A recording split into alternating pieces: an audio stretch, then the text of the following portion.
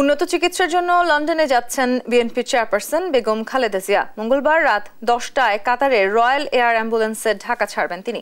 সোমবার রাজধানীর গুলশান কার্যালয়ে এক সংবাদ সম্মেলনে এই কথা বলেন বিএনপির স্থায়ী কমিটির সদস্য ডক্টর AZM জাহিদ হোসেন। জানান, ব্যক্তিগত চিকিৎসক, পরিবারের সদস্য সহ রয়্যাল এয়ার অ্যাম্বুলেন্সের 4 জন স্বাস্থ্যকর্মী বেগম জিয়ার সঙ্গী হবেন।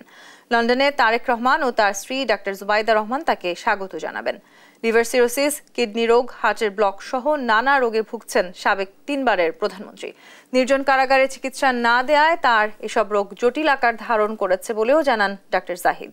এ সময় দ্রুত শারীরিক সুস্থতার জন্য খালেদা জিয়া দেশবাসীর কাছে দোয়া চেয়েছেন বলেও জানান তিনি।